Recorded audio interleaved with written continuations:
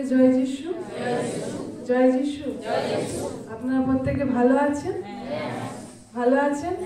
আনন্দিত আছেন? ঈশ্বরের ধন্যবাদ যে আপনার পাশের জনকে দেখে বলুন, যিশু আপনাকে ভালোবাসে। একটু হেসে হেসে বলবেন।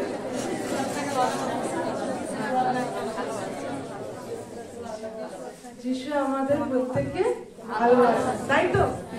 তো ঈশ্বর যখন আমাদেরকে তার বাক্যের জন্য রেখেছে, আপনারা প্রত্যেকে বাক্য শোনার জন্য প্রস্তুত আছেন? সত্যি বাক্য শোনার জন্য প্রস্তুত আছেন? তাহলে বলুন আমার সাথে, প্রভু যিশু, আমার মন ও হৃদয় অতি নম্রতার সঙ্গে তোমার বাক্যকে শোনার জন্য খোলা রয়েছে। তুমি তোমার বাক্যকে প্রদান করো। আমেন। আমাদের মন এবং আমাদের সম্পূর্ণ অন্তঃকরণ সেই বাক্যকে শোনার জন্য খোলা রয়েছে, তাই তো? যখন আমাদের মন আর বাক্যের জন্য খোলা রয়েছে, আমাদের হৃদয়, আমাদের সমস্ত আত্মা দিয়ে আমরা সেই বাক্যকে গ্রহণ করব। যখন আমরা বাক্যকে গ্রহণ করি, তখন আমরা ঈশ্বরের উপস্থিতিকে লাভ করতে পারি। Hallelujah, hallelujah. কতজন ঈশ্বরের গৃহ বা যিশু সম্পর্কে জানতাম না, এখন ঈশ্বরের গৃহ বা যিশুকে জেনে আমরা খুশি রয়েছে। ঈশ্বরের ধন্যবাদ হোক আমরা প্রত্যেকে, তাই তো? হ্যাঁ, আমি আজকে বসে বসে চিন্তা করছিলাম যে ঈশ্বরের গৃহ এমন একটা বিষয় যেটা আমাদের ট্রেনিং সেন্টার, তাই না? যেটা সাধারণ একটা মানুষ যখন কোনো ঘরে জন্মগ্রহণ করে, তাই সেই বাচ্চাকে কোথায় পাঠানো? স্কুলে পাঠানো। সে শিখে ওখানে কিরকম বসতে হয়, কিরকম কথা বলতে হয়, কিরকম টিচার এলে উঠে দাঁড়াতে হয়, গুড মর্নিং বলতে, এগুলো সব শেখে, তাই না? ঈশ্বর নতুন সৃষ্টির জন্য, আমরা নতুন সৃষ্টি তো, আমরা মানুষ হয়তো জন্মেছিলাম, কিন্তু যখন আমরা খ্রিস্ট যিশুকে বিশ্বাস করি, ঈশ্বর আমাদেরকে নতুন সৃষ্টি করে। মানে আপনি আর মানুষ নেই, আপনি ঈশ্বরের একটা সন্তান হয়েছেন, আর সেটা মানুষের থেকে সম্পূর্ণ আলাদা। হালেলুয়া, আমরা প্রত্যেকে শুনেছি প্রভু যীশু খ্রিস্ট ক্রুশে গেছে, শুনেছি, তাই তো? জানেন, যখন প্রভু যীশু খ্রিস্ট ক্রুশে গেছিল, তখন এই পৃথিবীতে প্রত্যেকটা মানুষ মারা গেছিল। হালেলুয়া। প্রভু যীশু খ্রিস্ট যখন ক্রুশে মারা গেল, তখন এই পৃথিবীর প্রত্যেক মানুষ মারা গেছে। এখন যে আমরা জীবিত রয়েছি, এখন তো আমি বলবো আমি তো সবকিছু করতে পারছি, তাহলে এখন কি? এখন আর আপনি মানুষ হিসেবে নয়, কিন্তু আপনি একটা নতুন সৃষ্টি হিসেবে ঈশ্বর আপনাকে জন্ম দিয়েছেন। হালেলুয়া। আপনি একটা জগতের মানুষ যেরকম রয়েছে, আর আপনি একই নয়। আপনি আর একটা জগতের মানুষ যে প্রভু যিশুকে জানে না, তারা দুজনের মধ্যে নিশ্চিত তফাৎ থাকবে। যদি আমার মধ্যে আর আমার পাশের কোনো বন্ধু যে প্রভু যীশু খ্রিস্টকে জানে না, আমি আর সে একই লাগছে, একই ধরনের কথা বলছি, একই ধরনের চালচলন করছি, একই ধরনের মুখে কথা ভাষা বলছি, তাহলে আমরা কিন্তু সঠিক পরিচয়কে পাইনি। যখন আমি কি বললাম, যখন যীশু খ্রিস্ট ক্রুশে মারা গেছিল, তখন আমরা প্রত্যেকে মারা গেছি। কি হয়েছি? আমরা মারা গেছি। এবার যখন আমরা মারা যাই, তখন আমাদের ভিতর থেকে যে পাপের স্বভাব ছিল, আমাদের মধ্যে যে ভুল কাজ করার প্রবণতা ছিল, রেগে গেলে লোককে মেরে দেওয়ার যে প্রবণতা ছিল, রেগে গেলে যদি লোককে মারতে পারছি না তো জিনিস ফাবড়ে ফেলে দেওয়ার যে প্রবণতা ছিল, কাউকে দেখলে সে যদি আমি জানতে পারি আমার নিয়ে চর্চা করছে, আমি সঙ্গে সঙ্গে গালি বার করে দিতাম। এইগুলো মানুষের ভিতর ছিল। কিন্তু সেই মানুষ যদি মারা যায়, সে কি আর করতে পারে? আচ্ছা, একটা ডেড বডি রয়েছে, তাই তো? এই ডেড বডিকে আমি বলছি, তুই এত বাজে, তোর মতো বাজে দুনিয়ায় কেউ নেই। সে ডেড বডি উঠে নিয়ে আপনাকে দুটা গাল দিবে? গাল দিতে পারবে? ডেড বডি উঠে নিবে, এই তুই খারাপ বা কিছু গালাগালি দিতে পারবে? আমাকে কেন বললি? বলতে পারবে? পারবে। যদি আপনি ডেড বডিকে, একটা মারা গেছে সেই ব্যক্তির শরীরটাকে নিয়ে লাঠি দিয়েও মেরেছেন, সে কি উঠে আপনাকে ছুরি দিয়ে মেরে দেবে? মেরে দিবে? খ্রিস্টের জন্য আমরা একই অবস্থায় রয়েছি। আমরা মারা গেছি, কিন্তু এখন যে আমরা জীবিত রয়েছি, এখন যে আমরা কাজ করছি, তা যিশু খ্রিস্টের আত্মা আমাদের মধ্যে দিয়ে করছে। কেউ বলি হালেলুয়া। তাহলে এখন আমাদের ভিতর কে কাজ করছে? যিশু খ্রিস্টের আত্মা। যিশু খ্রিস্ট এই পৃথিবীতে একটা কুমারী এক মেয়ের গর্ভে তিনি জন্ম নিয়েছিলেন। আর জন্ম নিয়ে তিনি সমস্ত কাজ, ঈশ্বরের কাজ পূরণ করে তিনি মারা গেলেন। আর এই পৃথিবীতে যখন যিশু খ্রিস্ট হাঁটতো, পৃথিবীতে যখন যিশু খ্রিস্ট কথা বলতো, পৃথিবীতে মানুষকে যখন যিশু খ্রিস্ট দেখতো, তিনি যা যা করতেন, যেভাবে চলতেন, অনেক লোক ভিড়কে দেখে, ক্ষুধার্ত লোককে দেখে যিশুর কষ্ট হতো। সেই একই আত্মা আমার আপনার প্রত্যেকের ভিতরে রয়েছে। Hallelujah, hallelujah.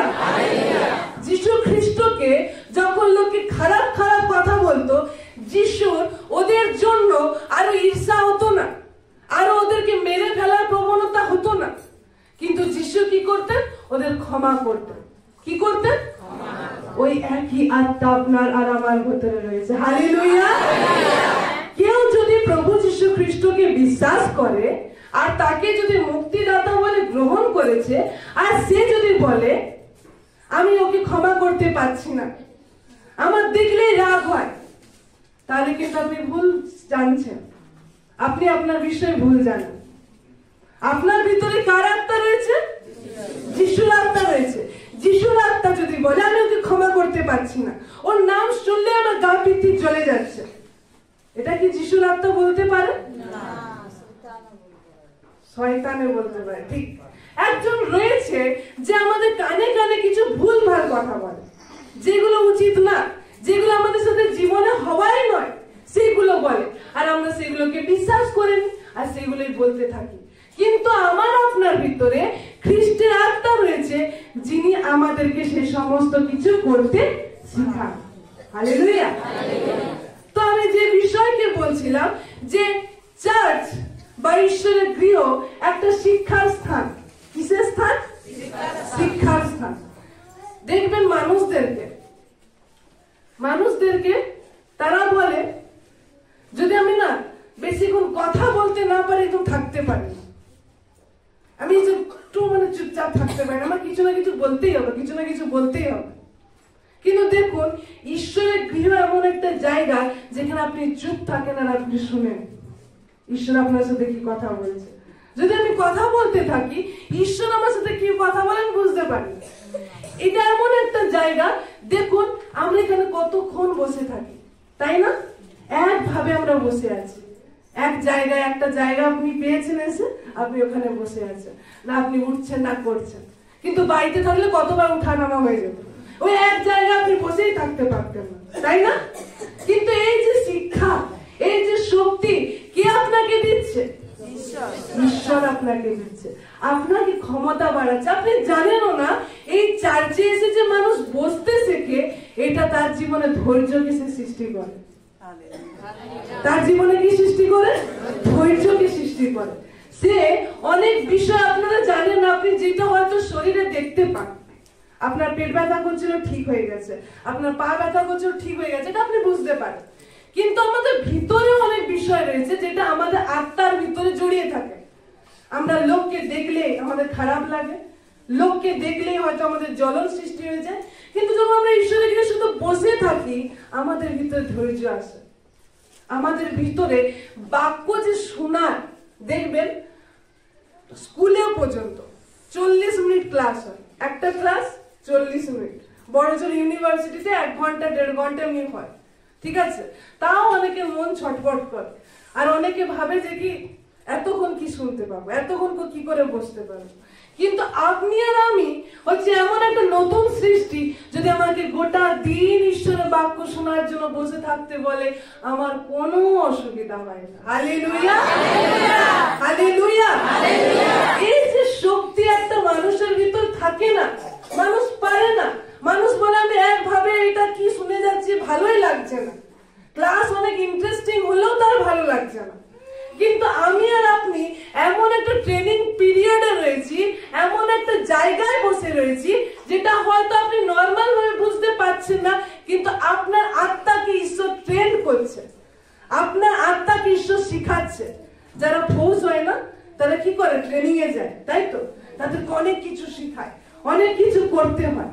ঈশ্বর আপনার আত্মাকেও এই গৃহে অনেক ভাবে শিখিয়ে থাকে, ট্রেন করে তোলে, আপনাকে একদম যোদ্ধার মতো করে তোলে। যেরকম ঈশ্বর দাস বলছিল না, আমাদের আত্মিক যুদ্ধ কিন্তু শেষ করে দেয়নি, আত্মিক যুদ্ধ আছে। তো একটা নর্মাল ব্যক্তি, আমি এখন আমাকে যদি বর্ডারে পাঠিয়ে দেয়, আমি কি সেভাবে যুদ্ধ করতে পারবো? আপনি কি যুদ্ধ করতে পারবেন? সে বর্ডারে গিয়ে যুদ্ধ করে বন্দুক নিয়ে ধরে থাকার জন্য আপনাকে ট্রেনিং করতে হবে, তাই না? এই আত্মিক যুদ্ধ যা শেষ হয়নি, যা আমাদের করতে হবে, তার জন্য ঈশ্বর আমাদেরকে ট্রেনিং এ রেখেছেন। ট্রেনিং কোথা থেকে? ঈশ্বরের গৃহ থেকে আমরা শিখি। হালেলুয়া। ঈশ্বরের গৃহে যখন আসি, প্রত্যেকদিন আমরা বাক্য শিক্ষার পাঠে আর প্রার্থনা যখন আমরা বাড়ি, আমরা ট্রেনিং পিরিয়ডে থাকি। আর ট্রেনিং করতে করতে আমরা এমন একটা যোদ্ধা হয়ে যাই, যার সামনে লোক আসতে ভয় পায়, যার সামনে শত্রু আসতে ভয় পায়। হালেলুয়া। আসুন একটা বাক্যকে খুলি, মথি লিখিত সুসমাচার তার 15 অধ্যায় 10 পদ। দেখুন আমাদের জন্য ঈশ্বর কি বলছে। এরকম অনেক একটা বড় ভিড় রয়েছে। কি রয়েছে? অনেক বড় ভিড়। যিশুর পিছন পিছন লোক যাচ্ছে, যিশু যেখানে যায় সেখানে লোক যায়। কেন? কেউ খাবারের জন্য যায়, কেউ সুস্থ হতে যায়। লোকদের নানা ধরনের নানা পরিকল্পনা রয়েছে, সেই উদ্দেশ্যে যায়। একটা মন্ডলীতে চিন্তা করি না কেন, আমাদের এখানে কতজনের কত ধরনের উদ্দেশ্য রয়েছে, কত ধরনের কত আশা নিয়ে আমরা এসেছি, অনেকের অনেক ধরনের পরিকল্পনা রয়েছে। আমি যে কারণে আজকে চার্চে এসেছি, সেটা কি আপনার সাথে মিলবে? হ্যাঁ, আপনার হয়তো আলাদা চিন্তাধারা রয়েছে, তাই না? এরকম অনেক লোক এরকম ঘুরে বেড়াতো যিশুর কাছে। আর যিশু তাদেরকে কি বলছে? পরে তিনি লোকদিগকে কাছে ডাকিয়া কহিলেন, তোমরা শুনো ও বুঝো। হালেলুয়া। পাশের জনকে বলে, শুনো ও বুঝো। তাই বলি পাশের জনকে, শুনো ও বুঝো। হয়েছে? তার মানে আমরা শুনি আর কি করি? বুঝি না। শুনি, বসে থাকি, শুনি। আবার এরকম রয়েছে আরো অনেকে এমন স্টেজে রয়েছে যারা শুনতেও পায় না। কেমন বলুন তো? এই মাইকে হয়তো আমি বলছি, কিন্তু তাদের আত্মা, তাদের মন এমন এক জায়গায় গেছে, তারা আমার কথা নিতে পারছে না। হয় না? অনেক সময় মিস হয়ে যায়। এখান থেকে বাক্য প্রচারে তো অনেক কথা হয় কি না? কিন্তু দেখবেন আপনি কিছু বিষয় মিস করে যান, হঠাৎ মাথায় একটা আলাদা চিন্তা এসে গেল। এই জন্য প্রভু যিশু আগে লোকদেরকে বলছে, তোমরা শোনো, মন দিয়ে শোনো, যেন কোনো বিষয় তোমাদের কাছ থেকে ছুটে না যায়। কোন বিষয় যেটা ঈশ্বরের আত্মা বলছে আপনাকে, যেন মিস না করে যায়। বাক্য এমন একটা বিষয়, আমরা অনেক সময় বাক্যকে কমজোর মনে করি। শয়তান যে বাক্যকে ভয় পায়, শয়তান এই বাক্যের পরিকল্পনাটাও সে ভয় পায়। তাহলে যদি আমরা মিস করে দিই, কত বড় আমাদের কাছ থেকে লস হয়ে যায়। আমরা অনেক অনেক প্রবলেম নিয়ে আসি, কিন্তু বাক্য এমন একটা বিষয় রয়েছে, এমন একটা শব্দকে আপনি রিসিভ করলেন আর আপনি জানতে পারলেন, এই বাক্যটাই আপনার জীবনকে পরিবর্তন করে দিতে পারে। হালেলুয়া। আমি আগেও একটা বাক্যে বলেছিলাম যে কি, একটা বাক্য হয়তো সেটা আপনার স্বামীর উদ্ধারের জন্য ছিল, একটা বাক্য আপনার জীবনের লাইফকে চেঞ্জ করার ছিল, আর একটা বাক্য হয়তো আপনার ফাইন্যান্সিয়াল জীবনটা ব্লেসিং এর মধ্যে থাকা ছিল, কিন্তু সেই বাক্যকে অনেক মানুষ মিস করার ফলে সেই জায়গায় পৌঁছাতে পারে। কতটা না ইম্পর্টেন্ট রয়েছে। এই জন্য ঈশ্বরের বাক্য আমাদেরকে অনেক কিছু বিষয় শিখিয়ে থাকে। 2 করিন্থীয় তার 9 অধ্যায় 15 পদ দেখুন কি বলছে। 2 করিন্থীয় তার 9 অধ্যায় 15 পদে বলছে, 2 করিন্থীয় তার 9 অধ্যায় 15 পদ, ঈশ্বরের বর্ণনাতীত দানের নিমিত্তে তাহার ধন্যবাদ হোক। হালেলুয়া। ঈশ্বর আমাদের এমন এমন কিছু বিষয় দান করেছে, এমন এমন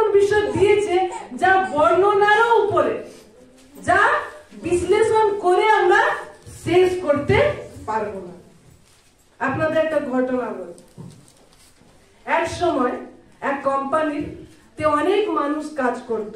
সকলে আছি আমার সাথে? এক সময় কোম্পানিতে একটা অনেক বড় কোম্পানি ছিল, আর সেই কোম্পানিতে অনেক লোক কি করত, কাজ করত। আর লোকদের একটু মাঝে সাথে অসুবিধা হতো, ঠিক আছে, চাকরি থেকে স্যালারি তো পেত, মাইনে তো পেত, কিন্তু কি হতো, মাঝে সাথে অসুবিধা হতো। এই জন্য তারা কি করতো, মাঝে মাঝে ধার নিত।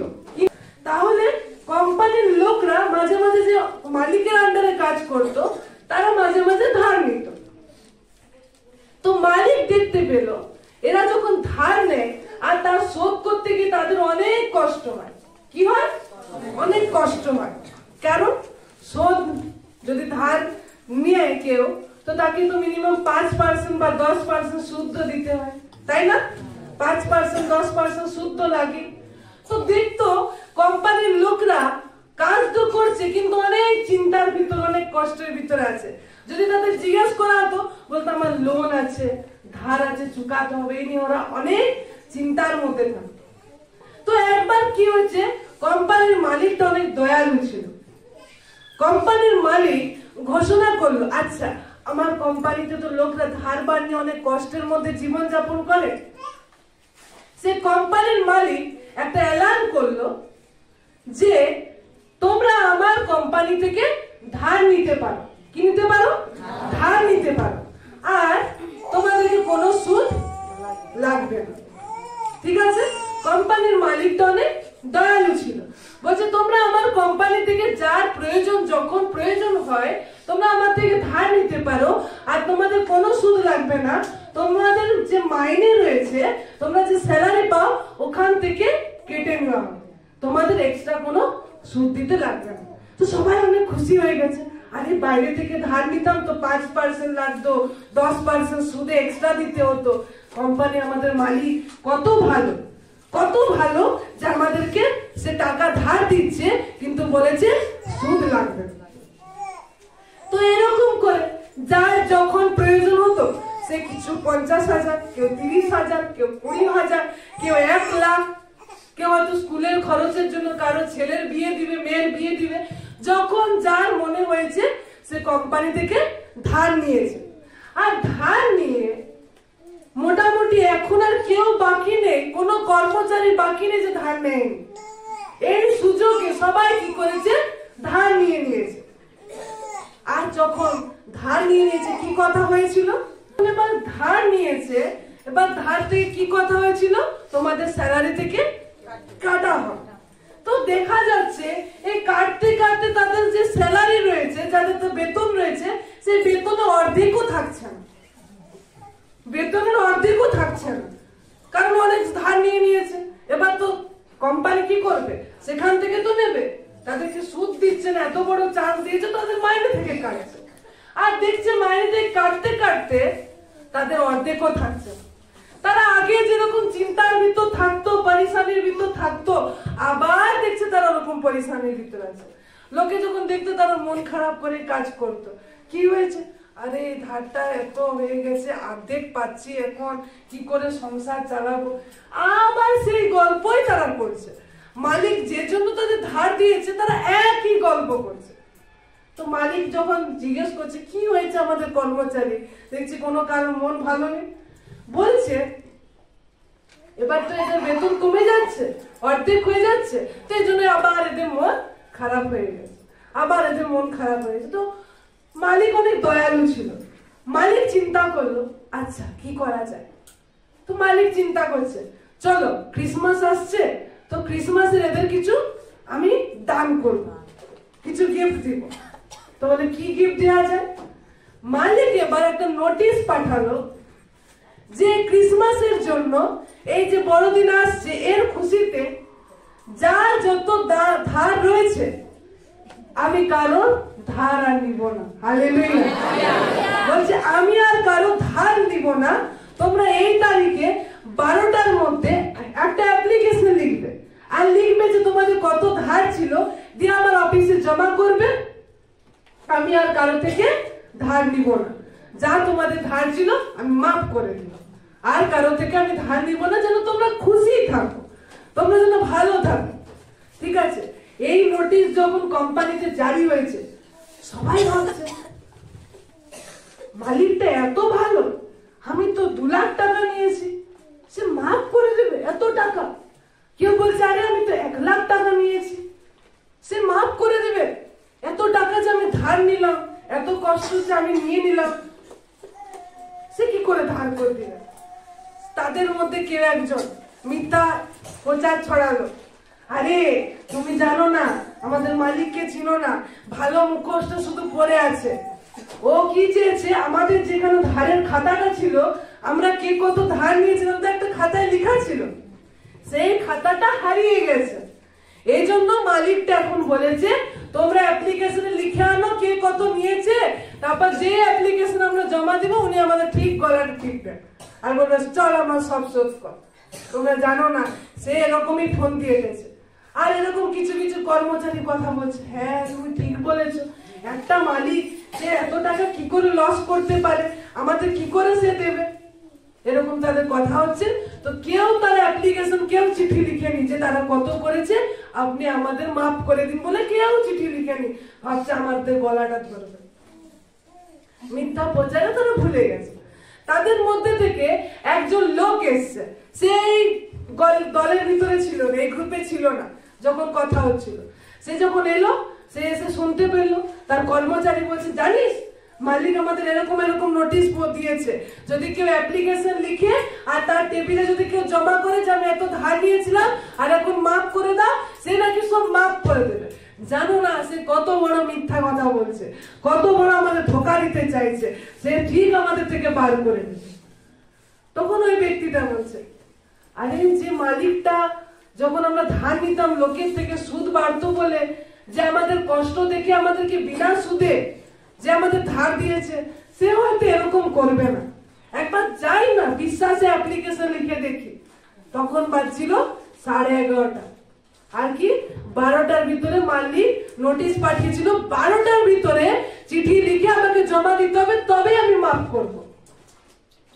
এই লোকটা শুধু কর্মচারীদের ভিতরে অনেক কর্মচারী, তার ভিতর থেকে একটা লোক সে চিঠি লিখলো, আমি 1 লাখ টাকা আপনার থেকে ধার নিয়েছি, স্যার যদি আপনি চান তো আমার এটা আপনি মঞ্জুর করে দিন, আমাকে মাফ করে দিন, আমি আর এরকম করব না। সে চিঠিটা নিয়ে গেল, আর চিঠিটা নিয়ে গিয়ে মালিককে বলছে স্যার আমি আপনার এরকম এরকম নোটিশ জানতে পেলাম, আর এইসবে জানতে পেরেছি, আমি এটা আপনার কাছে দিয়েছি, আপনি দেখুন আপনি কি করতে চান। তখন মালিক বলছে আমি তো নোটিশ সবার জন্য করেছি, তুমি এখন জানতে পেলে? বলছে হ্যাঁ আমি লেটে এসেছিলাম, এখনই জানতে পেরেছি। তো বলছে চলো তোমার যত যত তোমার বিল ছিল, যত তোমার ধার ছিল আমাদের কোম্পানি থেকে, আমি সব মাফ করে দিলাম, যাও তুমি গ্রান্টেড। আজ তাকে যখনই বলেছে যে তোমার আর টাকা লাগবে না, যে ধারের ভিতর ছিল আর তোমার সব ধার আমি মাফ করে দিলাম, সে খুশিতে লাফিয়ে উঠেছে। আরে আমার এত বড় ধার ছিল, ধারের বোঝাটা তুলে নিয়েছে, এত কষ্টের ভিতর আমি ছিলাম, কি করে ঠিক করব, কি করে ঠিক করব, এই কষ্টটা এক মুহূর্তে ঠিক হয়ে গেছে। সে লাফিয়ে উঠেছে, আর লাফিয়ে কি করেছে, আনন্দে সে স্যারের কেবিন থেকে বাইরে বেরিয়েছে। আর এরা সব অপেক্ষা করছে, এরা অপেক্ষা করছে দেখি ওই লোকটা যে গেছে কি খবরটা নিয়ে আসে, ওরা ও যেরকম খবরটা নিয়ে আসবে সেই বুঝে আমরা কাজ করব। সব লোক দৌড়ে দৌড়ে এসছে, কি ভাই কি তোমাকে কি করলো, কি টাকা চাইলো তোমার থেকে? বললো না আমি খুশিতে লাফাচ্ছি যে আমার যত ধার ছিল মালিক বলেছে আর তোমার ধার লাগবে না, তোমার ধার সব মাফ করে দিলাম। আর এরা যেই বলছে সঙ্গে সঙ্গে অ্যাপ্লিকেশন লিখতে শুরু, সব কর্মচারী এবার অ্যাপ্লিকেশন লিখছে, আমার এত ছিল এত ছিল, সবাই দৌড়ে দৌড়ে গেছে। আর গিয়ে দেখছে মালিক গাড়ি নিয়ে বাইরে চলে গেছে, সে বিদেশ চলে গেছে।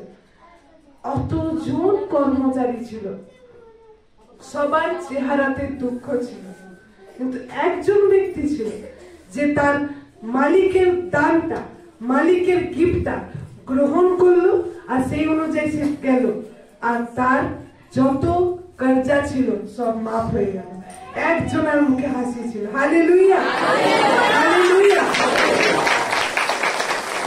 প্রভু যীশু খ্রিস্ট আমাদের অনেক পাপের বোঝা ছিল, আমাদের অনেক ধার ছিল, আমাদের অনেক কষ্ট ছিল, যা থেকে আমাদের বেরোনো কখনোই সম্ভব না, সেই কার্যা চুকাবার কখনোই দাম আমাদের কাছে নেই। অনেক চেষ্টা করলেও আমরা করে উঠতে পারছিলাম না, কিন্তু প্রভু যিশু এলো আর তিনি সেই স্বর্গকে ছেড়ে ক্রুশে নেমে এসে আমাদের সমস্ত কার্যাকে মাফ করে দিল। আর আজকের দিনে যতজন এই বিষয়টাকে, তার গিফটটাকে, তার দানটাকে গ্রহণ করেছে, তারা প্রত্যেকে আজাদ রয়েছে, তারা প্রত্যেকে খুশি রয়েছে। Hallelujah, hallelujah. এই যীশু খ্রিস্টের সমাচার কত মানুষের কাছে না গেছে, কত মানুষ না জানে যে যীশু খ্রিস্ট ক্রুশে গেছে, এই করেছে, ওই করেছে, কিন্তু অনেকে গ্রহণ করেনি। এজন্য সেই কর্মচারীদের মতো তাদের মুখ এখনো ওই অবস্থায় রয়েছে, তাদের ওই কার্যা এখনো দিতে হচ্ছে, বেতন থেকে এখনো টাকা কাটা যাচ্ছে। কিন্তু আজকের দিনে আমরা যারা প্রভু যীশু খ্রিস্টকে বিশ্বাস করে যীশুকে গ্রহণ করেছি আর বলেছি, হ্যাঁ তুমি আমার পাপকে মুক্ত করতে পারো, তুমি আমার পাপকে ক্ষমা করতে পারো, আমার অনেক পাপ ছিল তুমি হাঁটিয়ে নিতে পারো, আর যতজন বিশ্বাস করেছে তাদেরকে সব ঈশ্বর ক্ষমা করেছে। আর আমরা আজকে প্রত্যেকে যিশুর ঘরে আনন্দিত। Hallelujah, hallelujah. চিন্তা করি, যখন সেই যাদের ধার নিয়েছিল তাদের যে পরিশানির ভিতরে ছিল, যে কর্জার ভিতরে তারা ছিল, একটা কর্জাদার মানুষকে জিজ্ঞেস করুন যা ধার দেনা রয়েছে কিরকম টেনশনে থাকে, কিরকম খাবারটা তাদের ঢুকে, কি করে লোককে দিব কি দিব না এরকম অবস্থায় থাকে। এরকম কষ্টের ভিতরে আমাদের পাপের বোঝাটা আমাদের উপরে চলছিল আর আমরা কিছুতেই নামাতে পারছিলাম না, কিন্তু প্রভু যিশু সেখান থেকে আমাদের ছুটকারা দিয়েছে, উদ্ধারকে করেছে। সকাল থেকে একটা রাত পর্যন্ত একটা মানুষকে দেখুন সে কত না খাটে, কত না কাজ করে, কেন করে? যেন একটু টাকা রোজগার হয়, একটু খুশিতে থাকি, একটু আরামে থাকি, একটু ভালো যদি থাকা যায়, একটু আমার ঘরে যদি এই জিনিসটা আসে কত না ভালো হতো। কিন্তু জানেন এইসব করেও কিছু হয় না।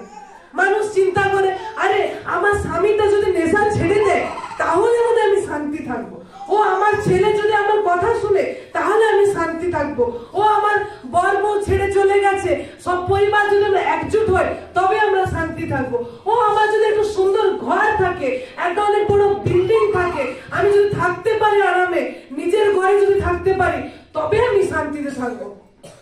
জিজ্ঞাসা করে দেখুন যারা ঘর বানিয়েছে তারা শান্তিতে আছে কিনা? জিজ্ঞাসা করে দেখুন যারা বউ বাচ্চার সাথে আছে তারা শান্তিতে আছে কিনা?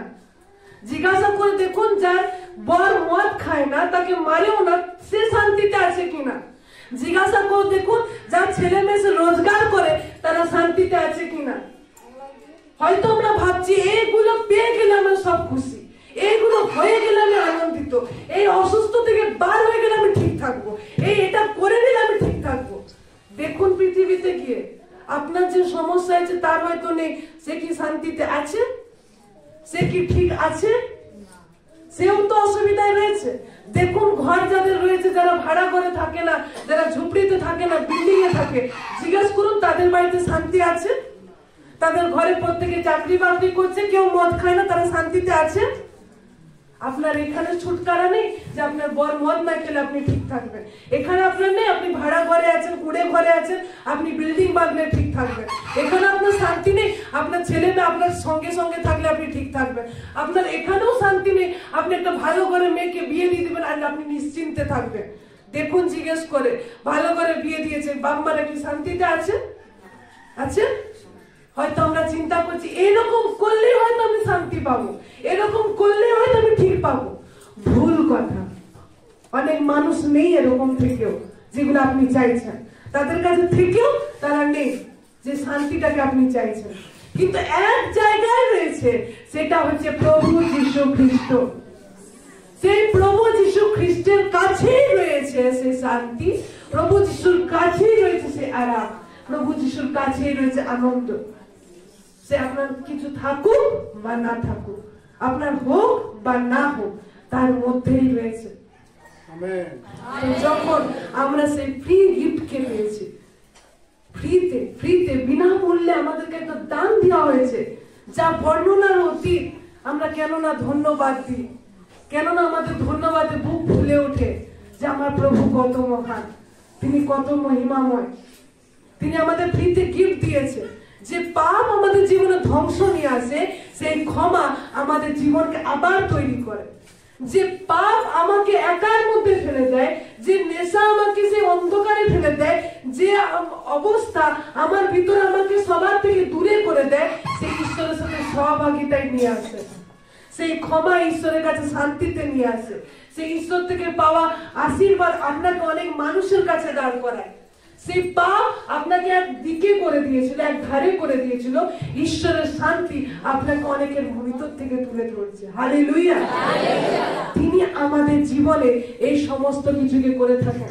আজ যখন আমরা বড়দিন শুনছি, আজ যখন আমরা কেরল শুনছি, বড়দিনের প্রোগ্রাম শুনছি, আমরা যেন খেয়াল রাখি বড়দিনে কেক নিয়ে যাই বা না নিয়ে যাই, শিশু যিশুকে অবশ্যই আপনার ঘরে নিয়ে যান। হালেলুয়া।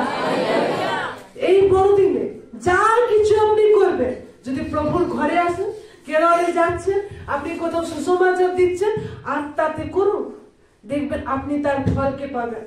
আমি একটা বিষয়কে খুব গভীরভাবে শিখছিলাম, আমি যদি অনেক কাজ করি, অনেক কিছু যদি করি, সেটা আমার প্রভু খুশি হন না। সেটা মানুষ খুশি হতে পারে, হ্যাঁ এ অনেক কাজ করে, এ অনেক ভালো, কিন্তু প্রভু আমাদের ইন্টেনশনকে দেখে, কোন মন নিয়ে আমি করছি। যে আমি এখানে হালেলুয়া আমেন বলছি, কিন্তু প্রভু যিশু যে হালেলুয়া আমেনের পিছনে আপনার যে উদ্দেশ্য রয়েছে সেটাকে দেখছে, আপনার যে হৃদয়টা রয়েছে সেটাকে দেখছে। সুসমাচার প্রচার আপনি করছেন, অনেকে বলবে হ্যাঁ আমি পারি না, এই ব্যক্তি করছে, আপনি ভালো তাদের কাছে, কিন্তু প্রভু দেখবে আপনি কোন হৃদয় নিয়ে করছেন। হৃদয় আপনার কি বলে যে আমি প্রভুর জন্য করছি, প্রভুতে মহিমার জন্য করছি, সেই হৃদয়কে ঈশ্বর দেখে, সেই অ্যাটিটিউডকে ঈশ্বর দেখে, কোন ইন্টেনশন নিয়ে আমি প্রভুর ঘরে এসেছি সেইটা ঈশ্বর দেখে। বাইরেটা তো মানুষ দেখবে, কিন্তু ভিতরটাই আমার প্রভু দেখবে, যেটা কেউ দেখতে পায় না। হালেলুয়া। এই জন্য প্রভু যিশু আমাদেরকে সেই একজন করেছেন, নির্বাচন করেছেন। যদি আপনি দেখেন ইব্রিয় তার 1 অধ্যায়, ইব্রিয় তার 1 অধ্যায় 1, 2, 3 পদ। পূর্বকালে বহুভাগে ও বহুরূপে ভাবাদিগণের পিতৃলোক দিগকে কথা বলিয়া এই শেষ কালে পুত্রেই আমাদিগকে বলিয়াছেন, তিনি ইহাকে সর্ববিধিকার দায়াত করিয়াছেন এবং ইহারি দ্বারা যুগ কলাপের রচনাও করিয়াছেন। ইনি তাহার প্রতাপের প্রভা ও তত্ত্বের মুদ্রাঙ্ক এবং আপন পরাক্রমের বাক্যে সমুদয়ের ধারণ কর্তা হইয়া পাপ ধৌত করিয়া ঊর্ধ্বলোকে মহিমার দক্ষিণে উপবিষ্ট হইলেন। হালেলুয়া।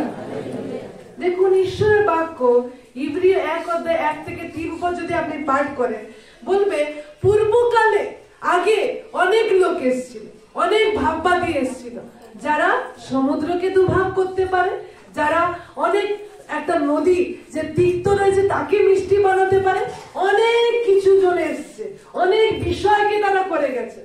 কিন্তু শেষ কালে, এই শেষ দিনে তারা কি করেছে? প্রভু যিশুকে তিনি সব থেকে বেশি অধিকারের পাত্র করেছেন, প্রভু যিশুকে সব থেকে বেশি মহিমার জায়গা দিয়েছেন, প্রভু যিশুকে সব থেকে গৌরবের জায়গাকে ঈশ্বর দিয়েছেন। হালেলুয়া। ঈশ্বর আর যিশু এর মধ্যে কোনো তফাৎ নেই। যিশু হচ্ছে ঈশ্বরের 1 নাম্বার, মানে একদম পারফেক্ট প্রতিনিধি। যদি আমি বলি আদম কি ঈশ্বরের সন্তান ছিল না? হ্যাঁ ছিল। নহ কি ঈশ্বরের সন্তান ছিল না? ছিল। দাউদ কি ঈশ্বরের সন্তান ছিল না? ছিল। কিন্তু তারা ইমপারফেক্ট ছিল, তারা সম্পূর্ণ ঈশ্বর ছিল না, তাদের ভিতর সম্পূর্ণ ঈশ্বরের কোয়ালিটি ছিল না। কিন্তু প্রভু যিশু, তার ভিতরে সম্পূর্ণ ঈশ্বরের কোয়ালিটি রয়েছে। হালেলুয়া। তিনি এক্সাক্ট যেরকম ঈশ্বর তিনি সেরকম। প্রভু যিশুই একমাত্র ঈশ্বর, তিনি যেরকম আর ঈশ্বরও সেরকম। ঈশ্বর আর প্রভু যিশুর ভিতরে কোনো তফাৎ নেই। এই জন্য বলছে তিনি সমুদয় ধারণ কর্তা হইয়া পাপ ধৌত করেছেন। তিনি আমাদের পাপকে ধুতে পারেন, তিনি আমাদের পাপকে ক্ষমা করতে পারেন। তাহলে আজকে আমরা কোনো যদি খ্রিস্টান ধর্ম বলেও আমি খ্রিস্টান তবে আমি পরিত্রাণ পাবো এমন নয়। যদি আমি বলি খ্রিস্টান, তবে আমার ঈশ্বরের এক্সাক্ট, আমি ঈশ্বরের রিপ্রেজেন্টেটিভ, এক্সাক্ট আমি ঈশ্বরের মতো, তবে নয়। কিন্তু যদি আমার খ্রিস্ট আর আমার সাথে যদি সম্পর্ক থাকে, তবে আমি ঈশ্বরের প্রতিনিধি। যেরকম যিশু আর পিতার ভিতরে সম্পর্ক ছিল, সে সম্পর্কই দেখাতো যে প্রভু যিশু হলেন একদম ঈশ্বর। হালেলুয়া। যদি আজ আমরাও চাই যে আমরা ঈশ্বরের ন্যায় চলি, ঈশ্বরের মতো করি, তাহলে আমাদের এই খ্রিস্টান হয়ে গেছি, খ্রিস্টান ধর্মে তো আমি বাঁচতে পারবো না, অনেকে রয়েছে। কিন্তু আমি যদি খ্রিস্ট আর আমার ভিতরে যদি খ্রিস্ট থাকে, খ্রিস্টের সাথে যদি সম্পর্ক থাকে, তাহলে আমি ঈশ্বরের প্রতিনিধিত্ব করতে পারি। Hallelujah, hallelujah.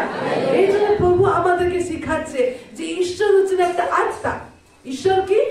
একটা আত্মা। আমরা বলতে পারি না ঈশ্বর ছেলে আর ঈশ্বর মেয়ে, ঈশ্বর ছেলে ছিল ঈশ্বর মেয়ে ছিল না। ঈশ্বর হলেন এক আত্মা। তিনি যদি ঈশ্বরকে দেখতে হয় তাহলে হবে ঈশ্বর একটা আত্মা।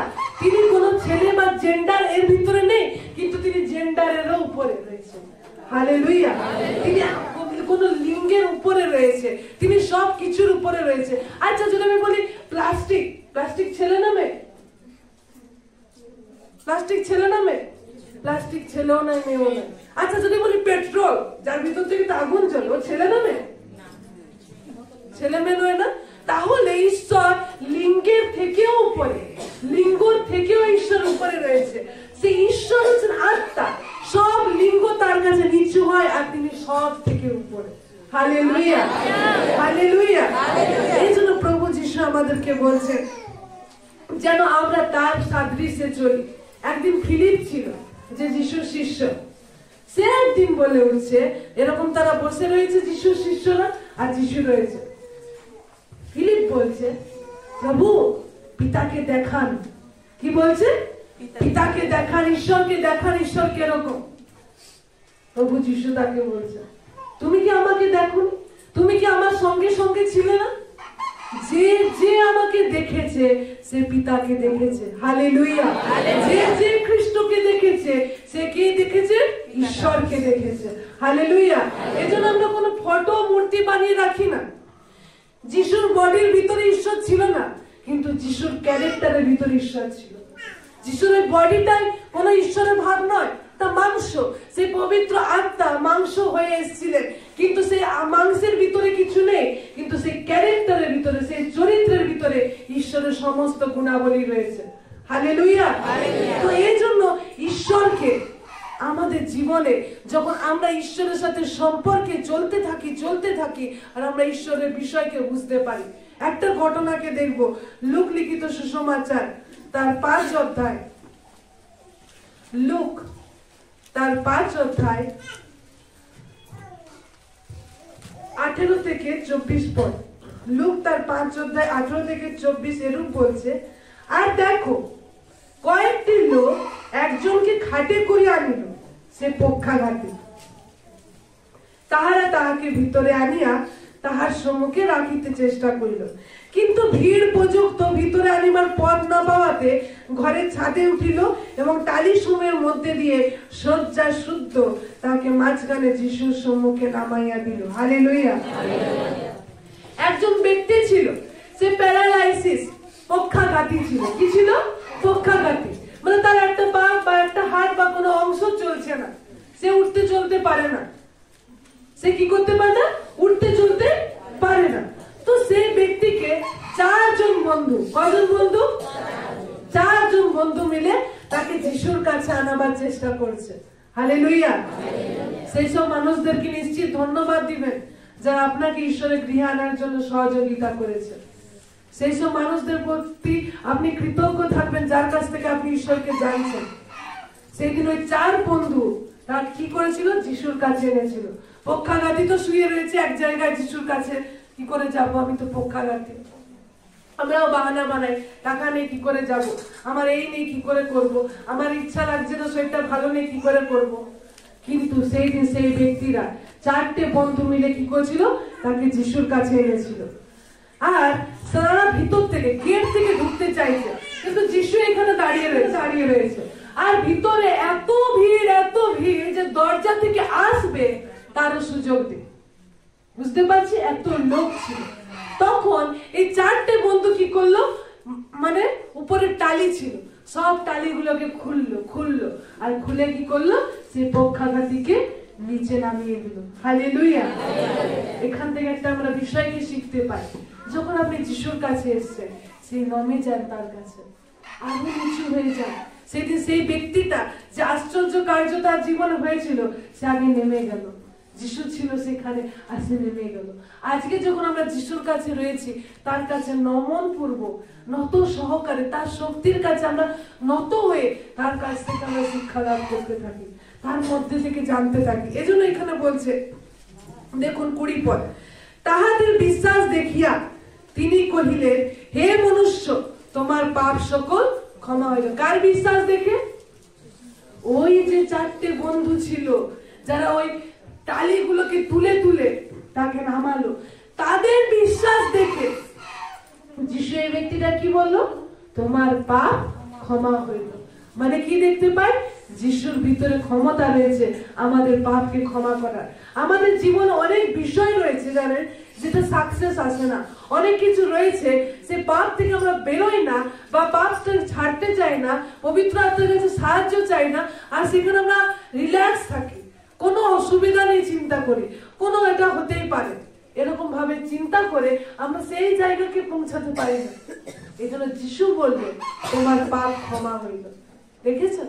তারপর কি বলছে 21 পদ, তখন অধ্যাপকগণ ও ফরিসীরা এই তর্ক করিতে লাগিল, এ কে যে ঈশ্বর নিন্দা করিতেছে, একমাত্র ঈশ্বর ব্যতীত আর কে পাপ ক্ষমা করিতে পারে? যিশু তাহাদের তর্ক জানিয়া উত্তর করিয়া তাহাদের কইলেন, তোমরা মনে মনে কেন তর্ক করিতেছ? হালেলুয়া। দেখুন, একটা ঘরে ভর্তি রয়েছে, যিশু সেখানে বাক্য দিচ্ছে, আর সেখানে কারা বসে রয়েছে? ফরিসী অধ্যাপক, যারা চিন্তা করে আমরা তো অনেক ধার্মিক। আমি বলছিলাম না, প্রভুর ঘরে আসে অনেক মানুষ অনেক অনেক টেন্ডেন্সিতে।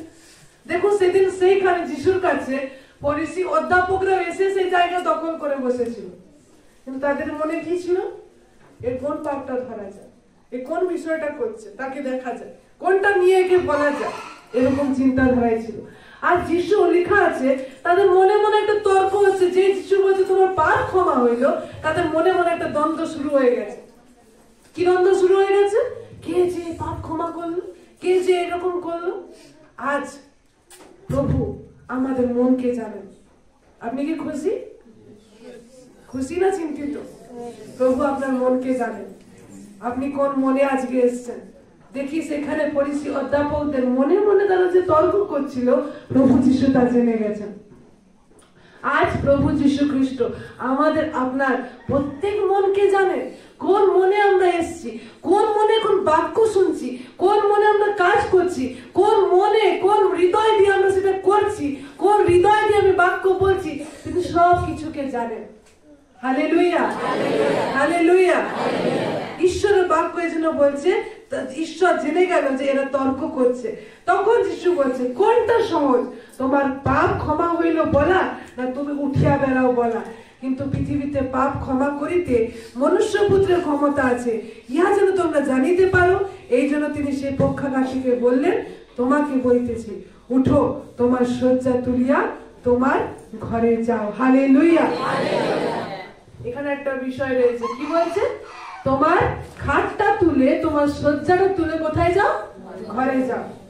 জানো না একটা বিষয়, চার্চে বা মন্ডলীতে বা ঈশ্বরের সমাজে বা আমরা ঈশ্বরের গৃহে যখন ঈশ্বরের লোকদের কাছে একত্রিত হই, তখন তো আমরা হালেলুয়া, ঈশ্বরের গৌরব সমস্ত কিছু করতে পারি, উত্তম ভাবে করতে পারি, কিন্তু আসল রং তো ঘরে দেখা যায়, তাই না?